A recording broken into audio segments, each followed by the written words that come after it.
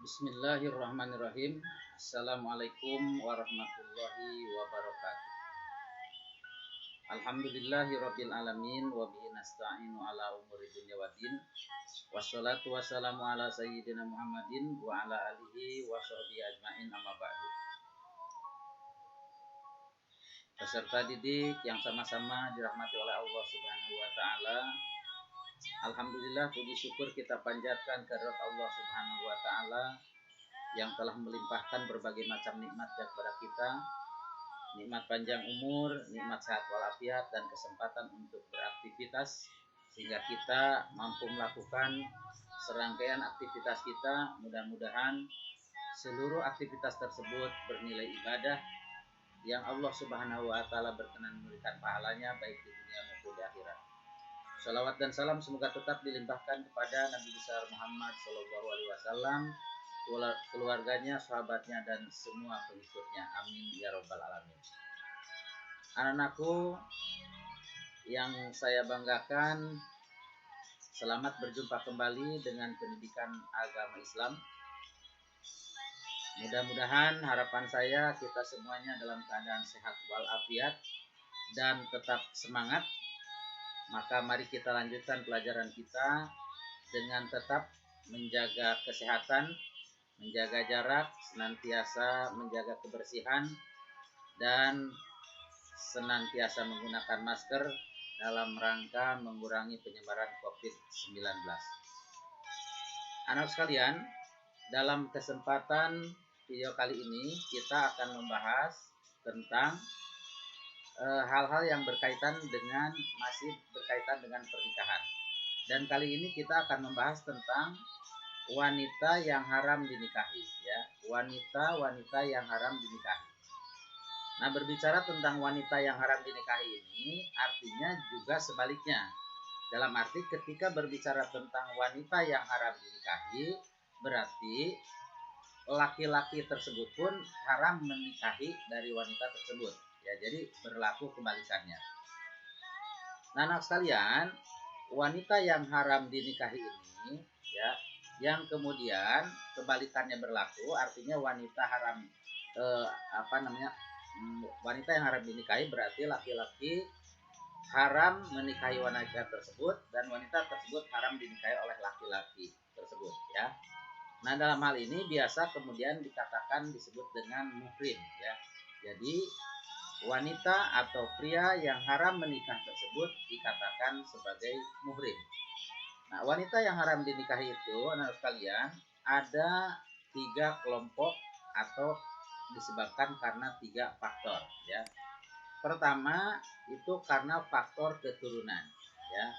Jadi seseorang tidak boleh menikah atau dinikahi itu satu karena adanya faktor keturunan. Kemudian yang kedua, karena ada faktor perkawinan, ya. Nah, karena ada faktor perkawinan.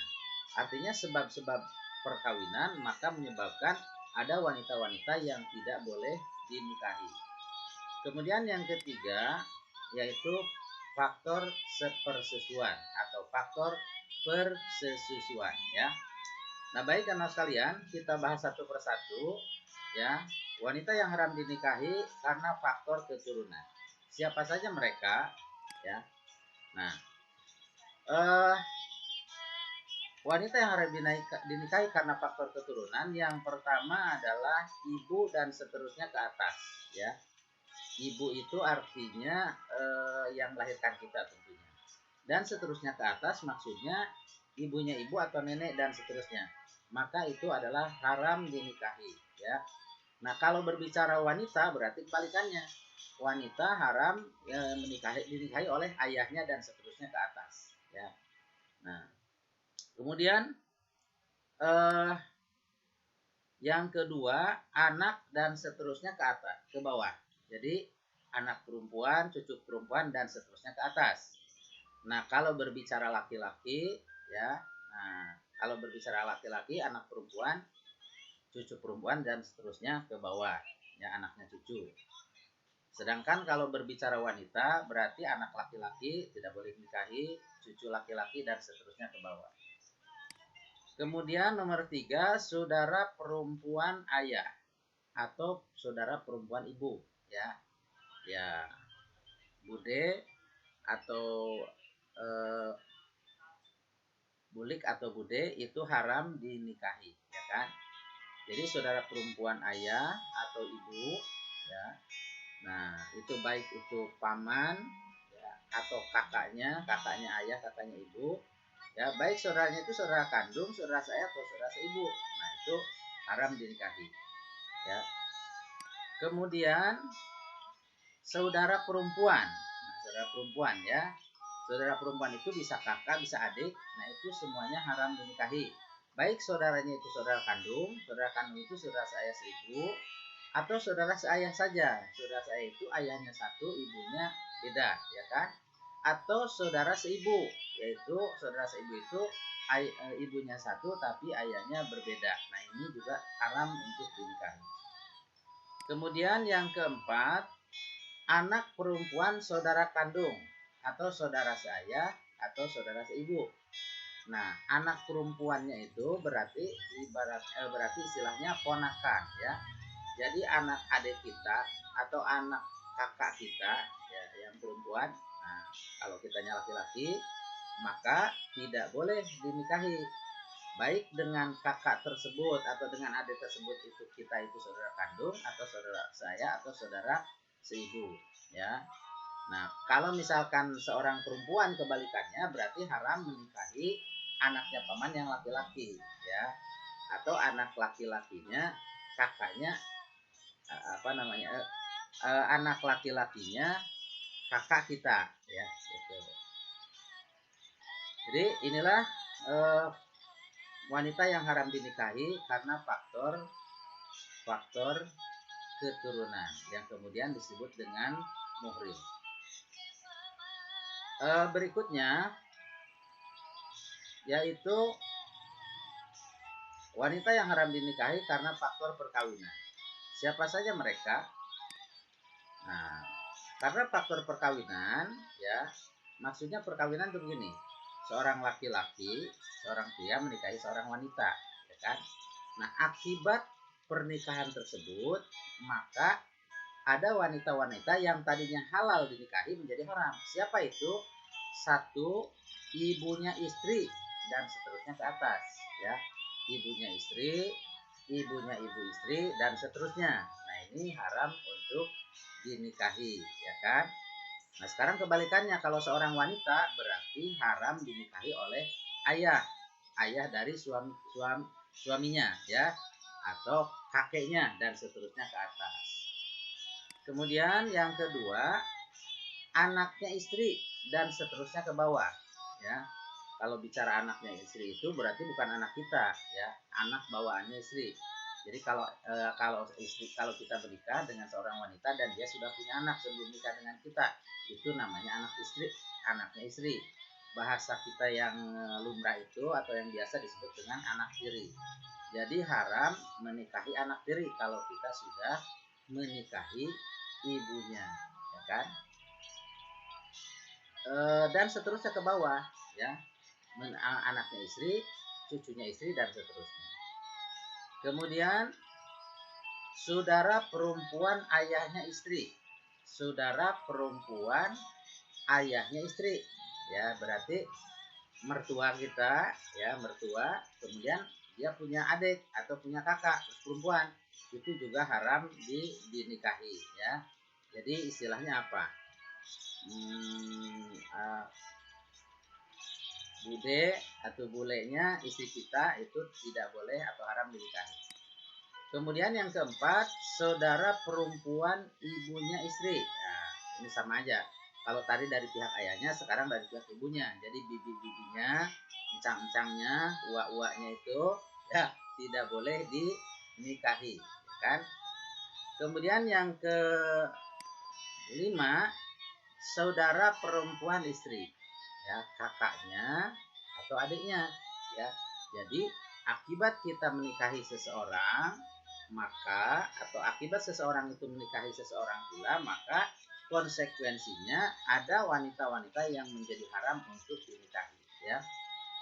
Nah, kemudian ini ada perbedaan ya antara ibu, anak, dan antara nomor 1, 2, dan 3, 4, dan 5 ya. Kalau kepada ibunya, ini ya, ketika seseorang sudah menikah dengan anaknya, maka haram dengan ibunya itu untuk menikah. Dan kalau dia sudah pernah bergaul dalam hubungan intim, maka kalaupun cerai itu tetap tidak boleh dinikahi ibunya tersebut atau kebalikannya anaknya ya. Jadi ibu mertua atau anak tiri haram dinikahi kalau laki-laki tersebut sudah berhubungan dalam hubungan pernikahan tersebut telah hubungan badan ya. Kalaupun sudah dicerai ya, jadi umpama ganti nih ya, nikah dulu dengan anaknya, setelah nikah dengan anaknya sudah berhubungan, diceraikan, lalu nikah sama ibunya, itu tetap haram ya. Jadi sekali mertua tetap mertua, begitu pula dengan anaknya ya. Nah, sekali anak tiri tetap anak tiri, kecuali kalau setelah nikah belum berhubungan lalu cerai dan pindah, nah itu baru boleh ya. Nah, sedangkan terhadap nomor 3, 4, dan 5 ini kalau misalkan cerai dulu itu boleh ya. Artinya ketika pindah atau ganti istri setelah meninggal atau cerai dulu dengan istri-istrinya, maka itu boleh ya. Contohnya seorang laki-laki menikahi A perempuan ya. Kemudian cerai dengan A tersebut, lalu nikah dengan B, yang B tersebut adalah adiknya. Itu boleh, baik sudah berhubungan di dalam pernikahannya maupun belum. Yang istilah dalam bahasa kita sering disebut dengan istilah turun ranjang ya. Kalau misalkan nikah dengan adiknya, atau naik ranjang kalau nikah dengan kakaknya. Jadi berbeda konsekuensi hukumnya antara dengan mertua dengan saudara. Kalau dengan saudaranya, yang tidak boleh itu kalau dimadu ya kan. Nah, tapi kalau dengan ibunya itu tidak boleh selamanya, baik dimadu maupun secara terpisah dari sisi waktu. Nah, ini wanita-wanita yang haram dinikahi karena faktor perkawinan. Berikutnya yaitu wanita yang haram dinikahi karena faktor sepersusuan ya. Siapa mereka? Yaitu atau apa mereka itu? Bagaimana bisa terjadi saudara sepersusuan? Saudara sepersusuan adalah seorang bayi yang di bawah usia 2 tahun disusui oleh seorang ibu yang bukan ibu kandungnya. Maka ia haram menikah dengan ibu tersebut. Artinya seorang bayi laki-laki disusui oleh seorang ibu ya yang di bawah umur 2 tahun bayinya tersebut, maka otomatis ibu tersebut haram untuk menikah dengan anak tersebut ya. Jadi otomatis menjadi ibu susunya. Nah, kemudian begitu juga dengan anak-anaknya. Nah, dengan anak-anaknya itu dikatakan saudara sepersusuan ya. Jadi haram menikah dengan ibunya dan seterusnya ke atas ya, dan haram menikah dengan anak-anaknya yang disebut dengan saudara sepersusuan. Dan menyusui di sini mayoritas ulama mengatakan apabila menyusui yaitu minimal 5 kali menyusui ya. Jadi kalau cuma sekali 2 kali disusukan itu belum termasuk saudara sepersusuan. Tetapi kalau sampai 5 kali dalam waktu yang berbeda ya, misalkan disusui 1 kali, anak sampai dengan anaknya itu merasa kenyang berhenti, beberapa jam kemudian disusukan lagi, berhenti lagi, lapar lagi. Kalau sampai 5 kali itulah yang dinamakan sepersusuan. Walaupun beda-beda pendapat, ada yang mengatakan sekali saja sudah cukup, ada yang mengatakan 3 kali, ada yang mengatakan mayoritasnya adalah apabila sudah 5 kali disusui dalam waktu yang terpisah. Anak sekalian, bagaimana dalam hubungannya dengan sekarang? Ada yang disebut dengan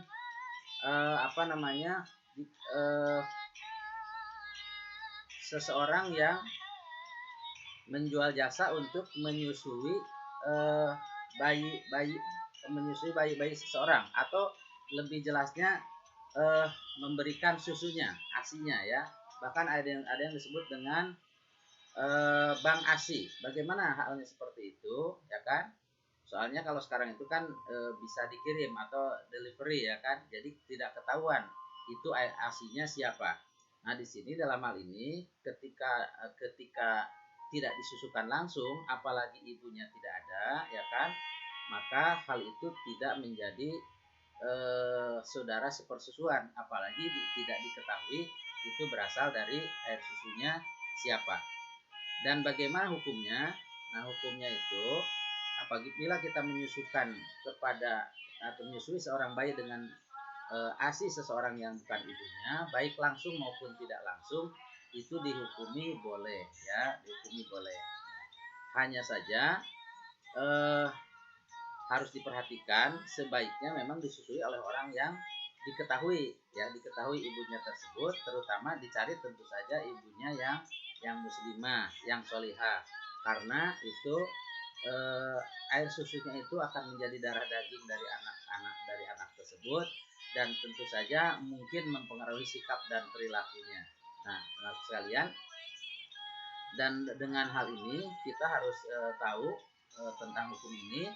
Jadi seseorang jangan sembarangan untuk menyusukan seorang bayi atau anaknya misalnya kepada tetangganya, dan kalaupun terpaksa itu harus dikasih tahu bahwa dia adalah saudara sepersusuannya.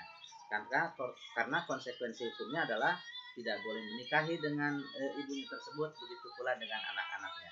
Nah, demikian anak sekalian, dalam pertemuan kali ini ya, hal-hal yang berkaitan dengan pernikahan kita sudah bahas tentang saudara atau tentang wanita yang haram dinikahi ya. Jadi kita simpulkan wanita yang haram dinikahi itu ada 3 faktor atau ada 3 bagian, yaitu bagian yang pertama karena faktor keturunan, artinya nasab saudara-saudara kita. Yang kedua karena faktor pernikahan, itu berkaitan dengan saudara-saudaranya istri. Dan yang ketiga karena faktor sepersusuan. Demikian, mudah-mudahan bermanfaat. Marilah kita sama-sama tutup dengan membaca hamdalah. Alhamdulillahirabbil alamin. Wassalamualaikum warahmatullahi wabarakatuh.